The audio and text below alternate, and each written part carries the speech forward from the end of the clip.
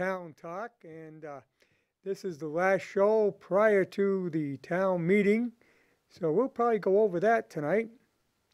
I want to say I wasn't sure we're going to be on tonight live. We have a new broadcast server put in, and it worked on it Monday, Tuesday, and today, and so we were on and off the air. They managed to keep it on most of the time over that 3 days, but there was some periods where they had to go down because obviously switching over. Everything's in now, hoping things are working fine. I think looks a little better than a little bit sharper on the picture, so maybe we guess it is an improvement. There are improvements on all three channels, and internally the system is better for us, works much better. What I want to do. Oh yeah, going to talk about the downtown Rockdale Urban Land Institute Technical Assistance Panel. It's a group of people who are not working for the state. I imagine the state is funding them to be here, but they work in the private sector. They're in real estate, engineering, planning, and different in areas like that.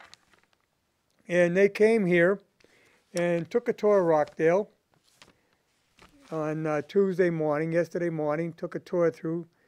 In fact, I escorted them, gave them a little breakdown of the area and the history. And well, anyway, they went back to the town hall, and then they had a meeting within the selectmen's room.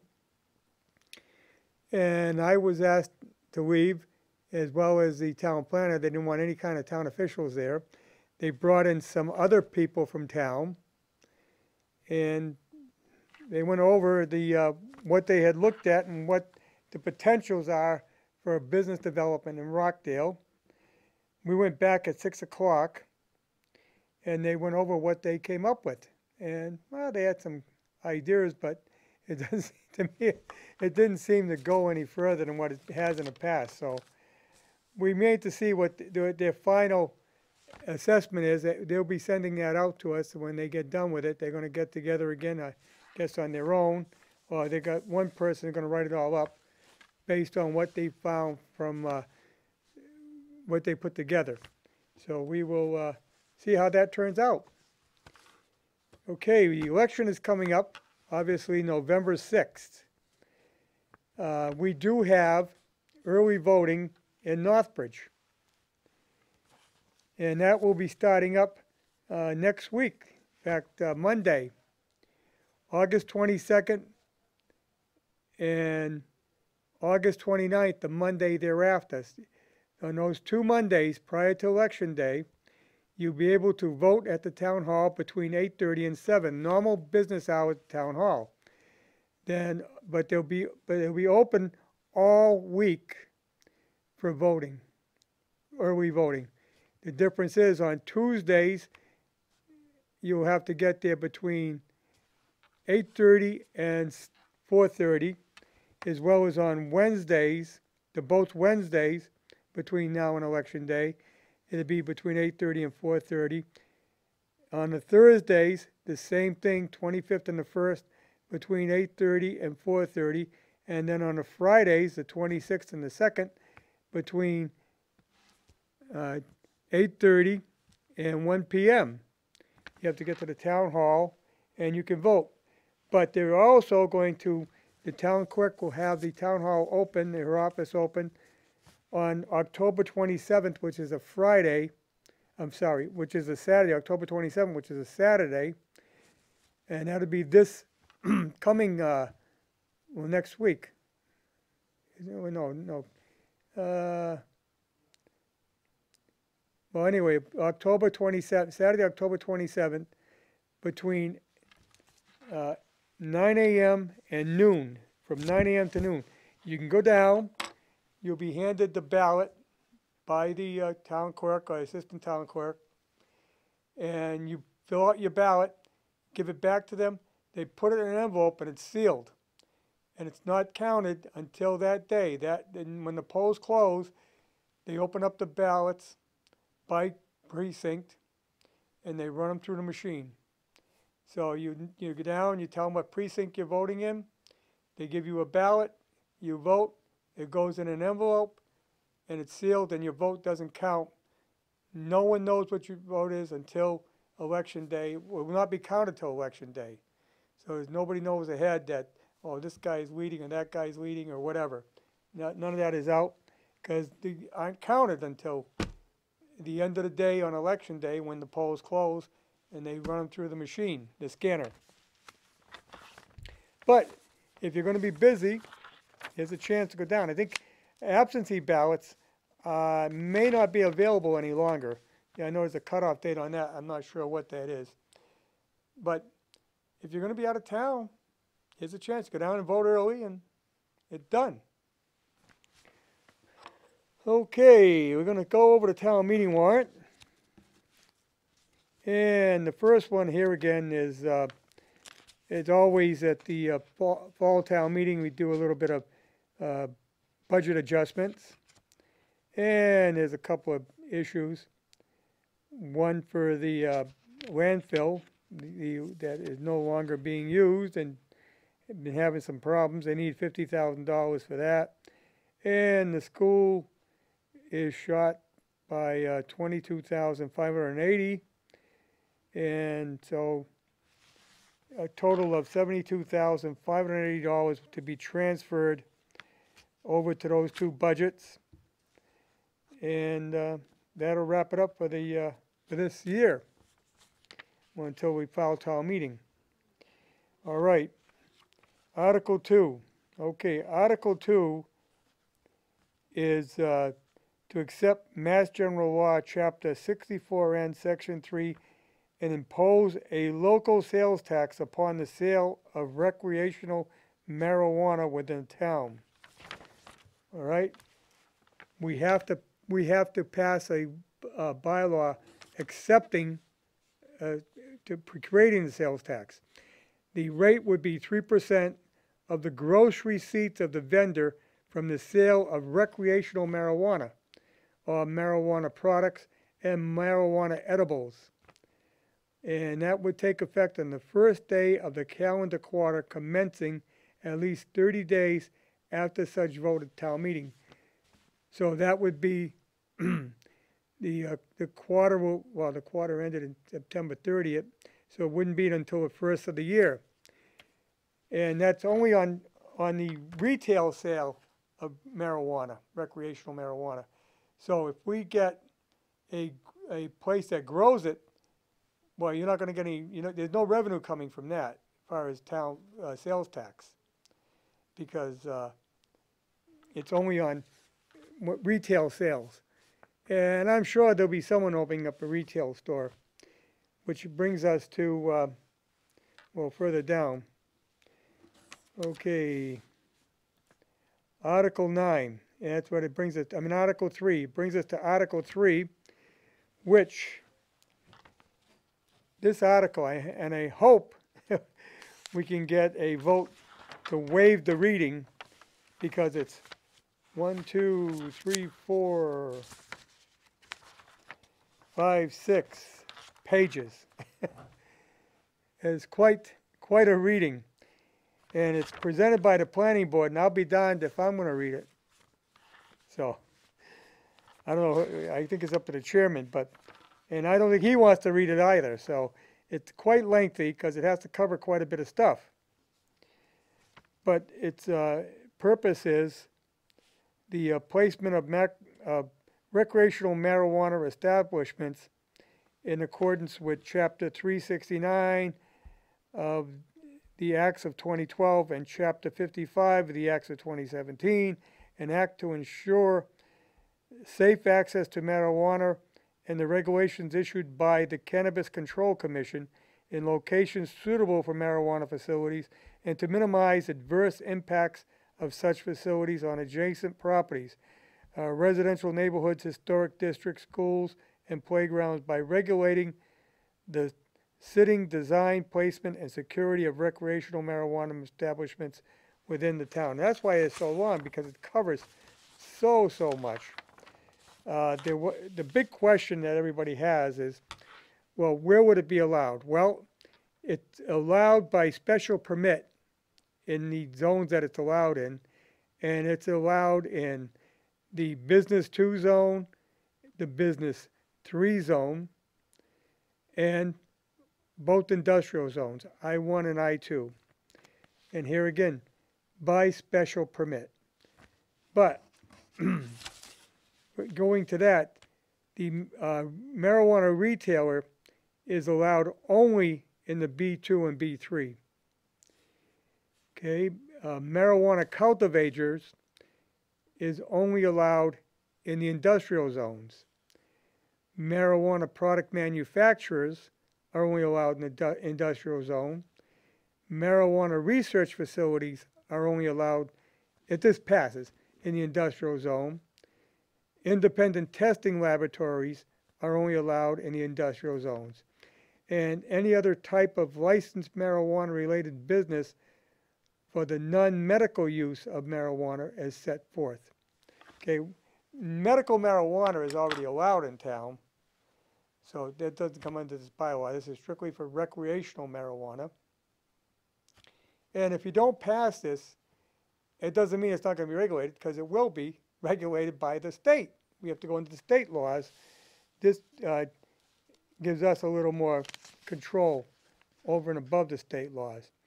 Now, establishments will not be able to locate within 500 feet of a school building, a public or private elementary, vocational or secondary school, or a public or private college, junior college, or university. A child care facility,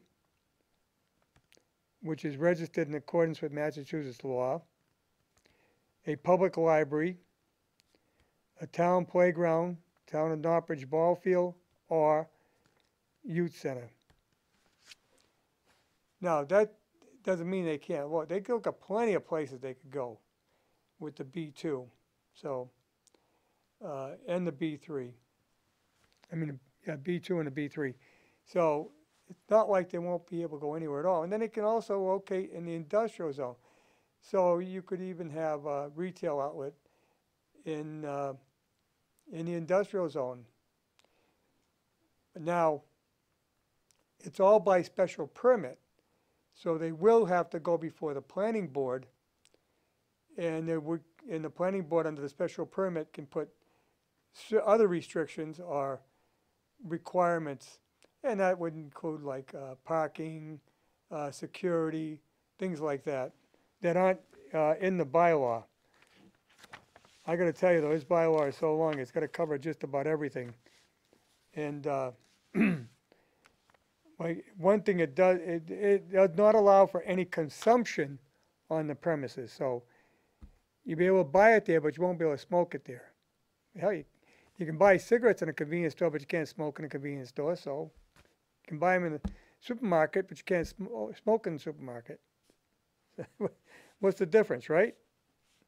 And marijuana, okay, on-site consumption of marijuana and marijuana products at marijuana establishments is not permitted unless expressly approved under the section and authorized by and pursuant to state laws or regulation.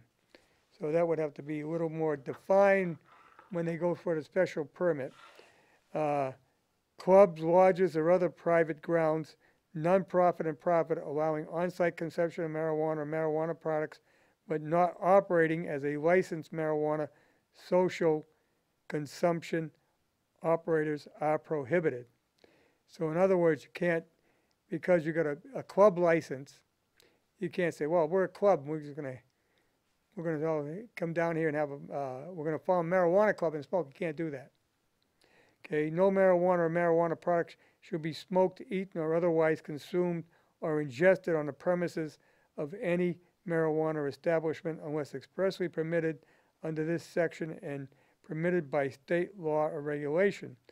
The prohibition of on-site consumption shall also include private social clubs or any other establishment which allows for social consumption of marijuana or marijuana products on the premises regardless of whether the product is sold to consumers on site. There'll be no drive-through service, no drive-up window. So you can't convert the McDonald's over to a retail marijuana place. Marijuana establishments may be allowed by special permit of the zoning board, which will be the special permit granting authority within the following zoning districts, and that's what we went over. Okay. I'm not going to go through the entire bylaw. It's a long one. I suggest if you're going to the town meeting and you have an interest in this, you get the booklet and read it over, because it is quite lengthy and it will take some time. But that's what was required, is a controlled substance. So there are measures that have to be taken, and like it or not, that's what's taking place. Okay, we go on to Article 4. Okay. This article seeks to amend the Town of Oxbridge Wetlands Protection Bylaw by adding to a section jurisdiction that the jurisdiction of this law does not extend to the cutting and removal of trees, okay, for the purpose of selling the trees or products derived thereof. It also amends another section 7-703C, which exemptions will be revised. Well, I'll go right to it. This is in there because of what took place off of Church Street and along Providence Road, the woodland area, where a lot of trees were cut. And it looks like it might now be turned into a solar farm. But they went in there, cut the trees, they went into wetlands, and they did it all under a state permit. And it really wasn't, the state didn't do a very good job of supervising it. And so it caused a lot of alarm within the community, especially for the people who live in the neighborhood. And so to prevent this from happening again, this bylaw is being proposed. And so then, if they want to do that, if that situation ever came up again, it no longer, the state would have control, but also the town would have control as well. So that's what the purpose of this bylaw is. So I think it's an important one to get through, and I think it will go through with no problem at all. Okay. We did pass at a previous town meeting the Community Preservation Act. Well, because that act passed, we now have to form a community, and we're talking about Article 5, a Community Preservation Board. We have to pass a bylaw to set up a Community Preservation Board. And this is what, this bylaw will spell out the duties for that board, as well as who will sit on it. And on that board, I don't know if we're going to find all these people. We're having trouble finding people to sit on boards now. This is going to be a problem. But this board's going to have some authority here, because they're going to oversee the money that is collected on that tax, as well as funding that we can get from the state to act on the Community Preservation Act. So we're talking one member of the planning board as designated by the planning board, one member of the Conservation Commission as designated by the Conservation Commission, one member of the Historical Commission as designated by the Historical Commission, one member of the Playground and Recreation Commission as designated by that commission, one member of the Housing Authority Board as designated by its Board of Directors, one member of the School Committee as designated by the School Committee, and then 3 at large appointed by the Board of Selectmen. So we're talking 1, 2, 3, 4, 5, 6, 9 members. 9-member board. Pretty big board. And that's going to be a lot of people to fill that. Now, to get people from existing boards that are already there, well, that might not be too difficult. But the selectmen may, you know, I'm telling you, we're having a hard time finding people. We just finally filled the vacancy on the planning board. Thank Raina for coming forward. because we went a long time with shortage on the board because we had a member move out of town, quite a ways out of town. In fact, he moved to Kentucky. So, I mean, like I say, we're having a hard time finding people to fill these boards. And like I say, that board's got a lot of work ahead of it too once it gets started, because I know there are things that being looked at to be done under the Community Preservation Act, and so none of it can get done unless that board is formed, and then they're not going to get it done right away. It's going to take some time. Okay, Article 6.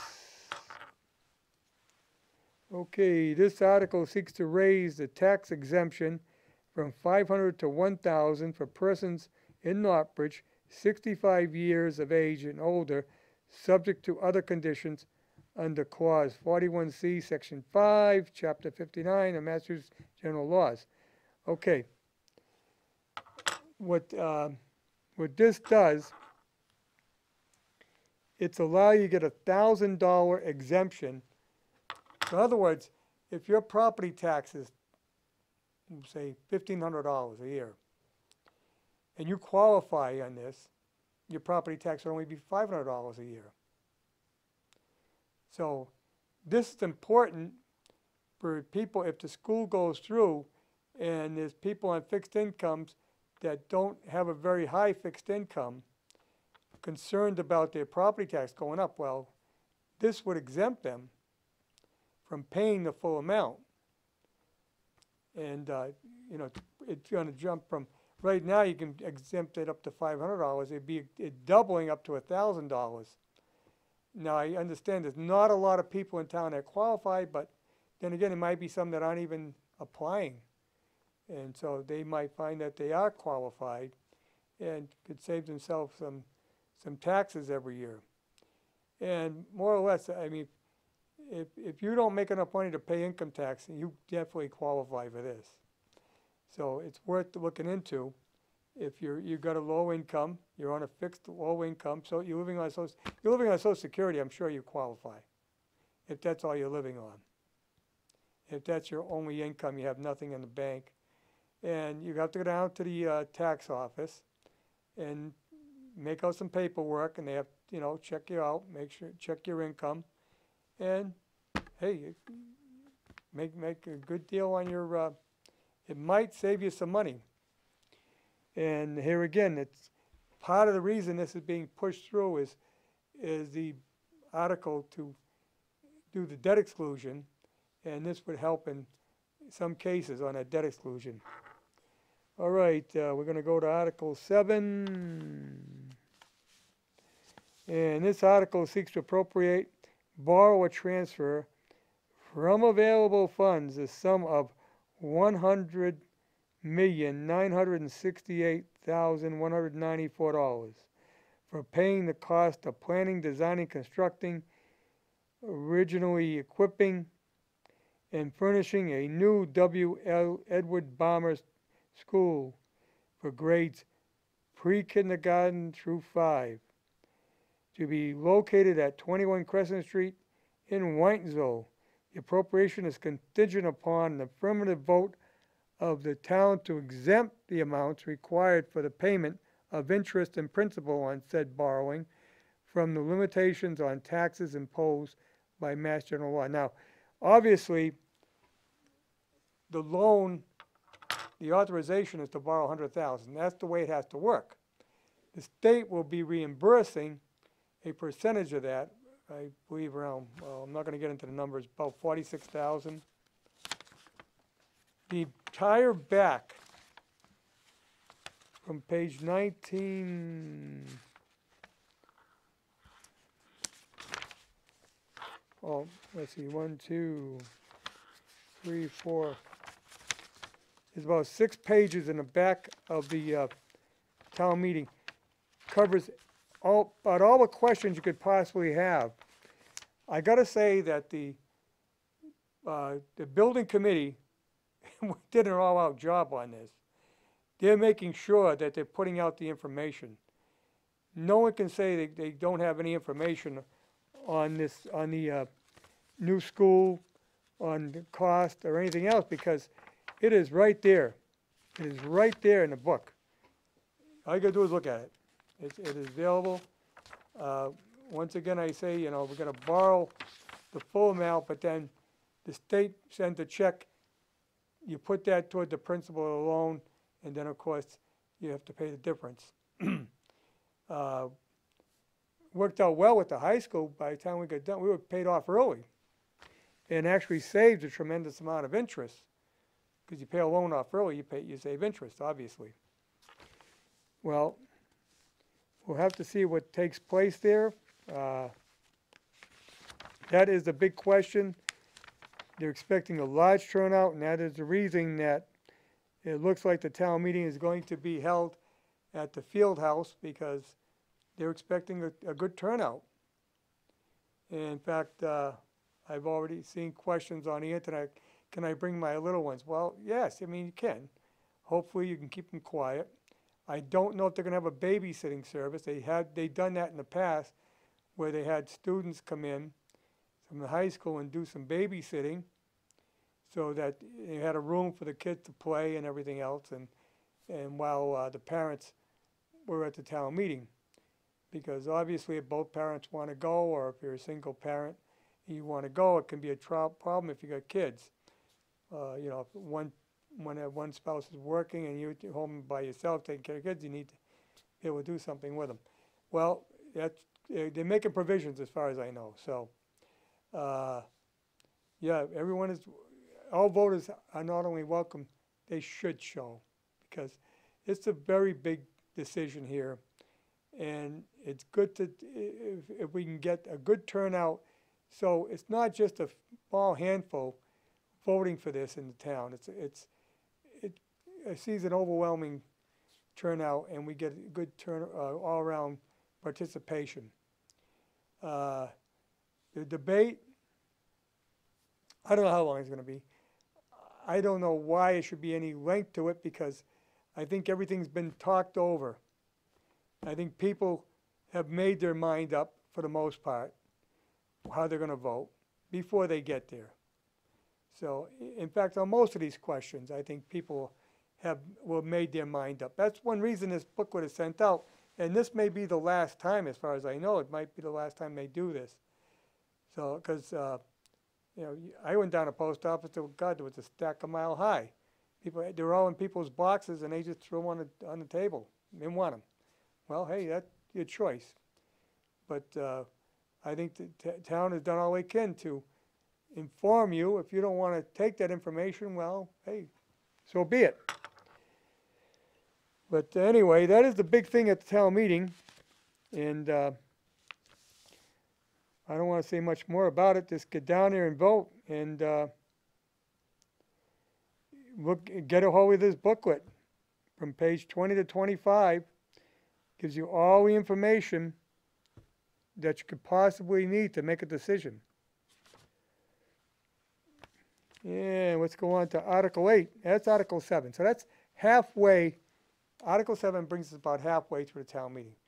So, you know what? I think it's a pretty fair place to have it. It won't take long to get to that point.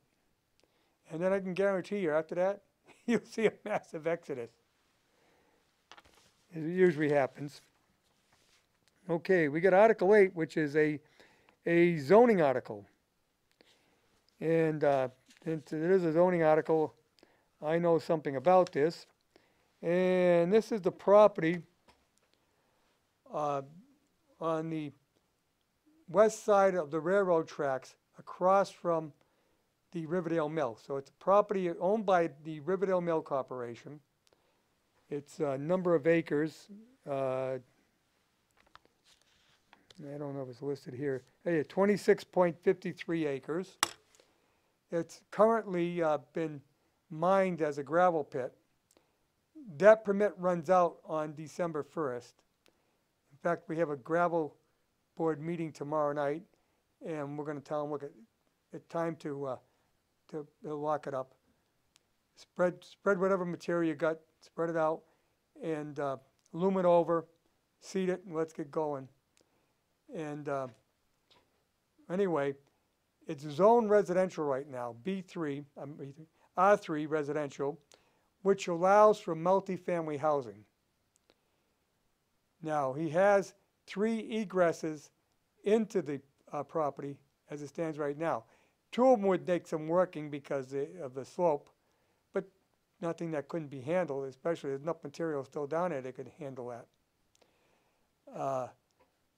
What he's asking, the owner is asking, is to have it changed over to I2, Industrial 2. Now, it's not to expand the Riverdale Mill. The reason he wants it to I2 is open, and it's being brought up, and it's being said that that's what we really want to do.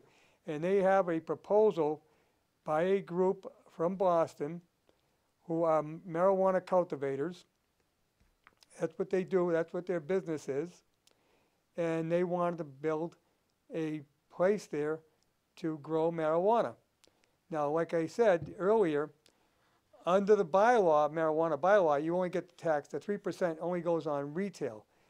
If they sell retail, we would get 3% on whatever they sell retail.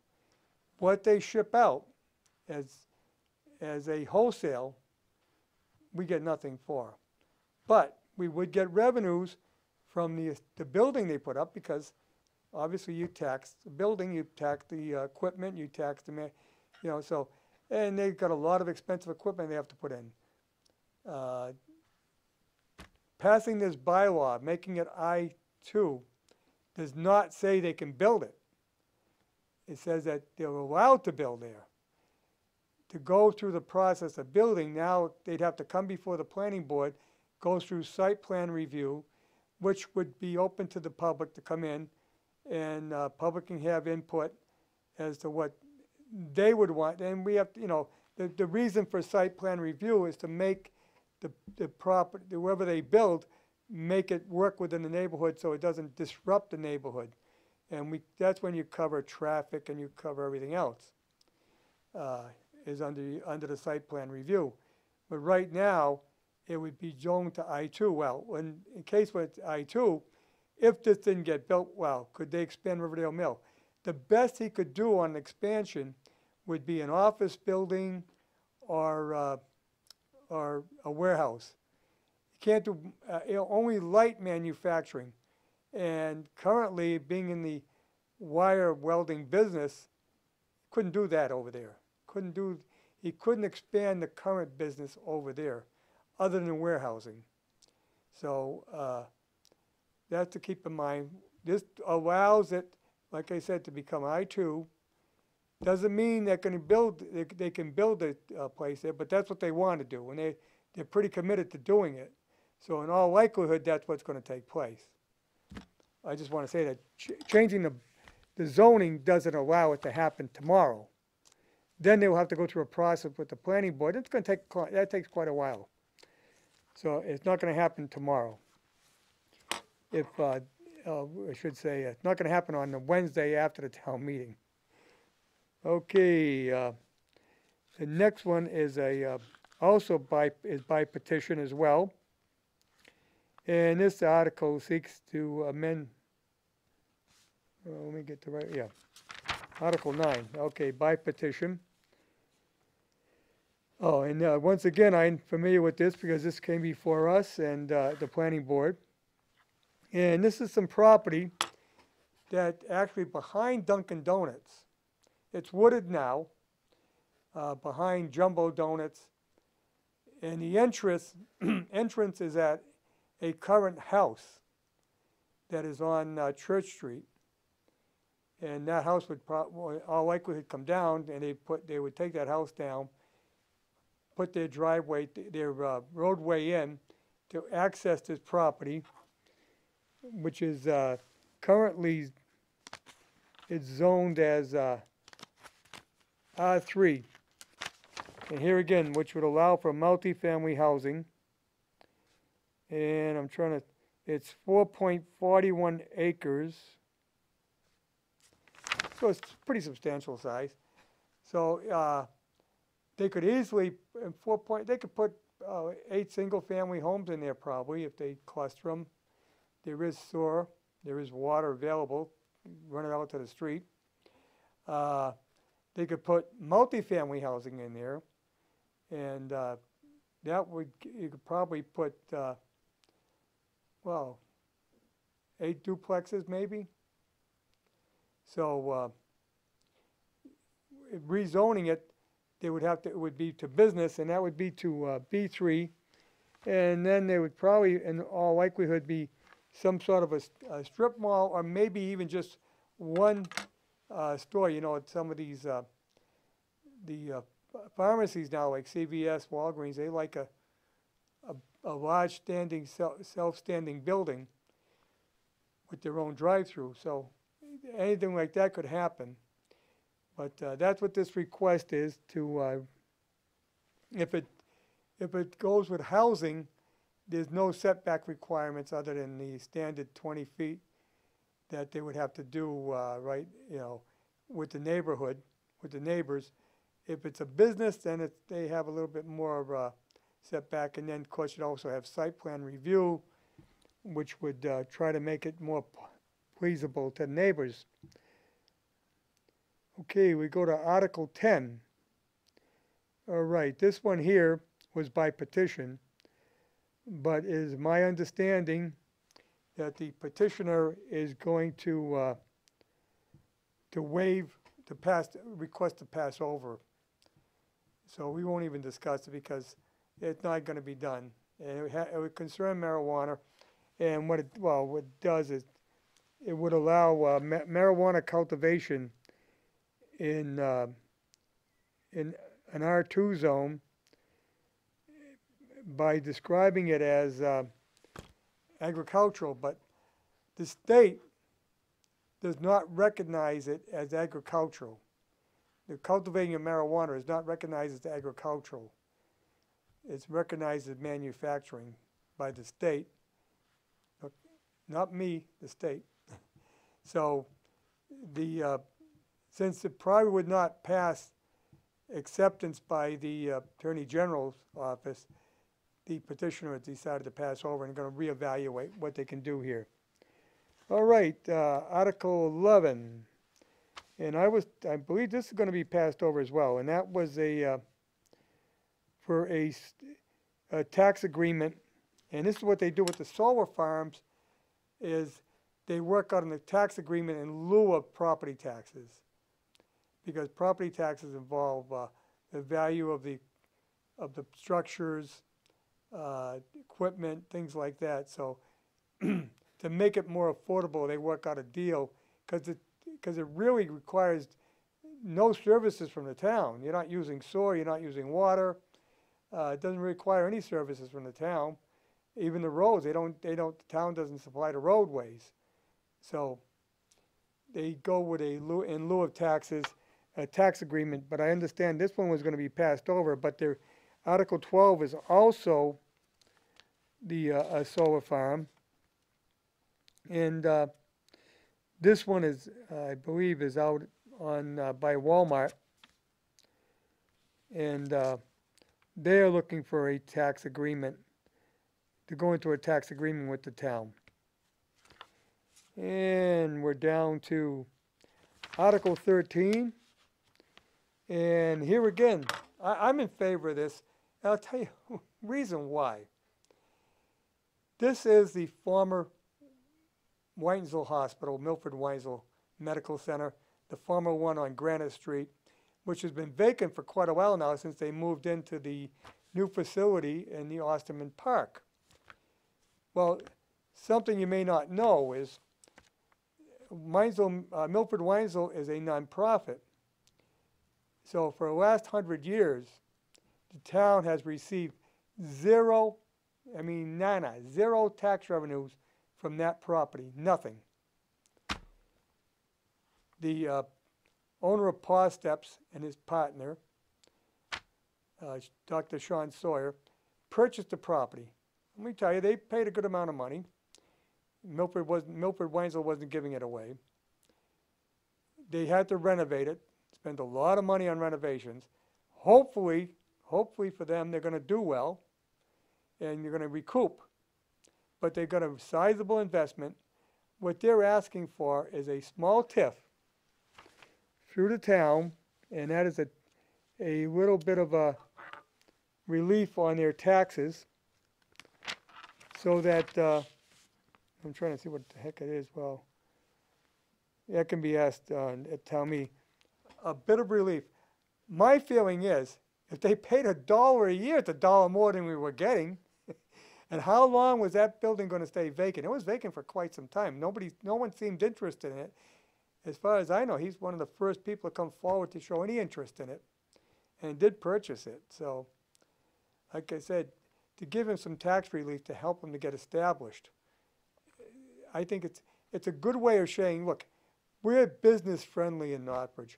We want to have more business in town. We want more business locating to town. That word gets out there, it helps. It helps. And this is one way to get it out there, is giving this man a break on his taxes as he invests in the town of Northbridge. A great facility. I mean, it's something that, and there is a need for it, I'm sure. I mean, you talk to any of the, he's going to do boarding there. So there's weeks when you can't get any boarding, especially when you get near the holidays, because they fill right up. And I know that there's a lot of pets, a lot of dogs in this town, a lot of pets, a lot of dogs and cats. So the veterinary business is something that we'd like to, we need. It brings a good service to the community, and he's doing that, as well as grooming. You know, we had a great groomer downtown Waynesville, Top Dog, and they decided to retire. So now he'll be starting up that, he'll be offering that service there as well. In fact, offering multiple services for your pet in one spot. But here again, he's invested a tremendous amount of money, and I can understand why, you know, we'd like to give him, at least give him a shot at recouping a little bit of it. So that's the town meeting warrant as it stands. Town meeting starts at 7 o'clock, and it will be at the Northbridge High School Field House on Linwood Avenue, because they're expecting a large crowd. So I would say I would get there early as possible. You can get, you know, the doors, I believe doors open by, well, the selectmen have a meeting at 6:30, so the doors will probably open at 6 o'clock. And if you want to get a good, decent parking spot, it will fill up. I don't know if they're going to run a shuttle bus from the middle school, which wouldn't be a bad idea if we get a large overflow, because they could get the senior buses over there and run them down from the middle school, so we don't have that. You don't have that long a walk. And we don't know what the weather's going to be. Boy, it's going to be awful cold tonight. I guess we're going into a cold spell for a little while here, and hopefully, you know, we're talking a week from now, so we don't know what the weather's going to be in New England. Who knows? It could be a heat wave then. But anyway, by the way, also I'm going to announce that we're going to go to a half-hour show starting next week, because for me to be here alone for an hour talking, it just takes a lot of my time. Unless I got a guess, I'm going to go to a half hour and just go over things. And, you know, with phone numbers out there, but we're not getting a lot of calls. There's a lot of stuff going on. Tomorrow night, we don't have a About the Valley show, because I am going to I'm going to be at an event in Worcester, and I can't be in two places.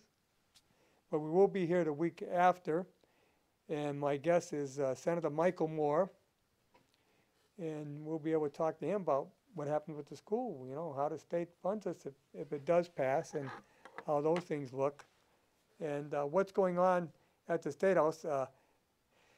He's coming in just before the election, but it doesn't matter to him, because he's got no opponent this year, so he's all set. You know, I know we have two. We have Dave Meridian has no opponent either. So our state rep and one of our senators, neither one has an opponent, which shows they must be doing a pretty good job, or else someone would have challenged them. And that is coming up too, the state election, of course. And that again, here again, the school needs to pass town meeting, then it needs to get accepted in the election. So that's two places. I believe town meeting takes a 2/3 vote too, because yeah, a 2/3 vote because it's a money issue.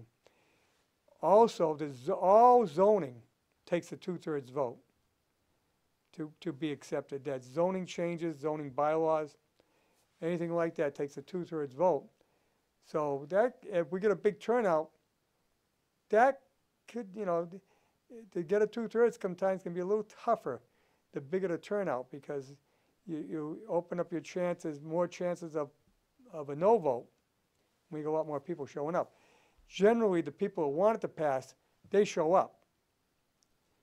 The ones that don't want it to pass, well, a lot of times they say, I'm not going to go because my vote's not going to count anyway. Well, if you got a good turnout, that means they're a little more concerned than they figure their vote's going to count. So it makes it tougher to get that 2/3. And that's generally the way it goes. I've been going to town meetings for a long time, and that generally seems the way it goes. So we get a big turnout, and then we get a big turnout. I know someone's going to, more than likely, on the school issue is for sure, we're going to get a call for a ballot, secret ballot. And that could slow things down a little bit, especially if it's a lot of people. And, either way. And it's a little tougher because it's a big open, it's a lot more open. It's a little easier to maneuver the crowd around, but people that are going to vote have to sit down on the floor, not in the bleachers unless it's an overflow. I don't know how a moderator is going to handle it, but remains to be seen how it turns out. But this won't be the last. It's not the first meeting we have in the field house. I'm sure it won't be the last because there are going to be things coming up in the future that were going to be controversial as well. We hope you're interested in this show. If we're not showing any interest, well, like I said, we're going to cut back to a half hour. By the way, we started a new show on WCRN Radio, 8:30 a.m. at 6 a.m. in the morning, Sunday morning. I know it's a little early, but I'm up on Sunday mornings, so it doesn't bother me. But I do not do it live. It's a recorded show, so I'm not there at 6 a.m. in the morning. But I'm doing is I'm having guests from the Valley, and not just from Northbridge, but throughout the Valley. I'm working out guests to come in and talk about what it's like to do business, what it's like to live in the Blackstone Valley, and what are some of the virtues of coming into the Valley. So I'm trying to attract people down here to shop, to enjoy, to come down and see the great scenery we have, things like that. And of course, AM 830 WCRN actually has a great reach, goes from Connecticut to New Hampshire. I was picking it up on the Cape during the summer. And also on WACE, we simulcast on WACE in Chicopee. So we got a great coverage, getting some word out about the Blackstone Valley. And we're going to keep doing that, even though I'm running out of time in my week. Oh, we got a phone call here. I won't have to talk all night. Let me get this on. Go ahead, Carl, you're on. Hey, good evening, Harry. How you doing? Hi, Barry. You're a little late tonight. Yeah, well, I figured I'd let you get through all the articles, Yeah, well, not too many. 13 is not bad. Right. But there's some that are going to be time-consuming. Yeah, well, maybe, like you said, hopefully somebody will move to read the reading of that long one, like you were saying, I hope they do, because Brian is not going to be too happy. I mean, he's going to have some couple glasses of water up there or something. Yeah. I mean, it's not only lengthy, it's pretty technical. That's true, yeah. And there's no need to read it. Right. Yeah. And hopefully the moderator will move the question, move right away for someone to, he'll put the request out to have it, to waive the reading. Oh, yeah, I mean, but if he doesn't, somebody's got to jump up and ask for it. Right, because if not, we're going to be there till we're going to have the midnight oil burning, Exactly. But yeah, you're probably gonna have the old pellet stove going tonight, huh? Yes, we already got it going. I've had it going a few nights in a row. It just take the chill out of the house. Yeah. Yeah, it did. But did you see that wind that came through? Oh my Yeah. God. Oh yeah. It brought a colder cold front in. Yeah, I know. We're into the season. There's no two ways about that. Right. Right. Boy, I'll tell you. Well, they expected. We're getting late into October now. I think last year we had a snowstorm prior to this, didn't we? Oh yeah. Well, I remember. Well, it seems like years ago when we were younger, there'd be snow around at Thanksgiving. So. Well, I remember back in the '70s seeing snow in October, Oh yeah. early Yeah. I remember October. that there was one time we had snow on Columbus Day. Yeah. So you never know. No.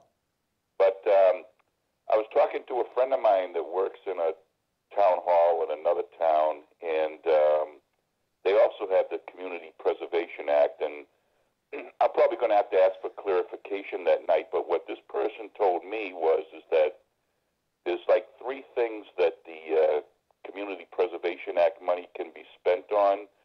So Yep. say like if the town gets $200,000 for the Community Preservation Act, an equal percentage has to go into athletic fields and recreation, to buy open space, and then the other one is, I think, to restore historic buildings. So if this person is correct, so all equal percentages have to go into those three. You just can't say, okay, I'm going to take the whole bulk, 200,000, and put it for athletic fields. I'm not So sure. I gotta get clarification if that's true what this person is saying. I'm not sure that's accurate. I think it's up to committee, Oh. and that's why you have a committee, Hmm. and the state matches 40%. Right. Then there's been some controversy over that, and I guess the state's trying to put some more money back in that fund to Well, when match. when it first came out, the state was matching 100%. Oh yeah. Then it went down to 80, and now it's down to 40 because so many towns had picked up on it earlier, Hmm. and they were grabbing the money. Well, if you remember the high school, what they match 80% or something. Yeah, back when we built the high school, it was 80%. Right. And so And- what they're down to, like I think like what 60 or 61% or something now. I don't know. No, it's 40 something, 48%. Right. But It's they're under gonna be 50. getting, hopefully they're going to be getting like 46 million back from the MSBA or something. Right. And that you have to borrow the full amount. Right. And then when you get the check, you put it toward the principal.